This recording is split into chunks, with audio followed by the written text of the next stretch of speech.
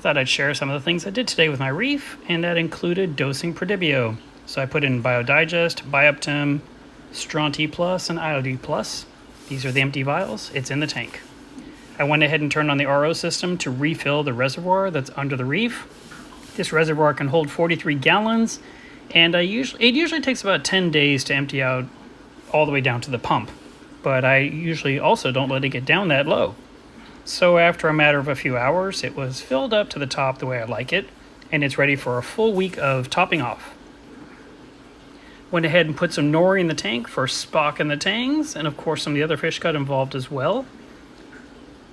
And I thought I'd include that for you so you could see the fish eating, because I know people like seeing that. I used the bundle pack from Two Little Fishies, which are sheets that are probably like 8 inches by 8 inches, and I tear one in half. I roll it up, I fold it in half, and I put it in that feeding clip, and it holds onto the back of the tank with a magnet. This has been my method of feeding nori to the tank for a super long time. Even though I have a new device that I need to play with, it still hasn't gotten wet yet. Another thing that I noticed needed taken care of was the waste collector for the protein skimmer. It was holding about a gallon's worth of Skimmate, so I went ahead and dumped that out and rinsed it clean, wiped it down, and it is back in action for the next week or two. And then I wanted to clean the refugium. I've been wanting to do this for a while, so I got down there and I scraped everything clean on the front pane.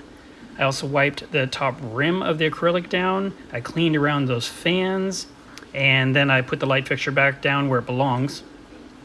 And now everything looks a lot nicer to me. The main tool of choice was a plastic scraper I got off Amazon that uses plastic razor blades, and for a while there I was chiseling away at some of those larger vermitids that were in the return zone, because they have been spreading into my system. So now I have a nice clean refugium area. The substrate looks pretty good, so I don't have to worry about vacuuming it yet, but I will surely be doing that sometime later this year.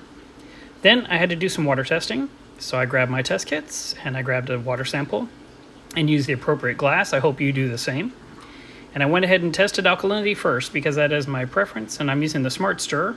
I've been recommending this to you guys for years, and I don't understand why every one of you doesn't own it, because it's so easy to just add drops and let it do the mixing for you, so you're not having to shake a test tube. So once I was done, I knew I was at 9 DKH, which was pretty close to what the Trident said. Phosphates, on the other hand, had been measuring almost 0, and I thought that's weird. And then I finally pulled the box out of my bin, and it says 521. That's when I opened it. So it expires, technically, 522. So I went ahead and got a brand new kit out and set it all up and got it testing, and guess what? My phosphates are crazy high. No shock, because I've been getting brown-green algae on the glass each day, and it needs to be polished away. I also went ahead and calibrated my refractometer using accuracy, and that's it for today.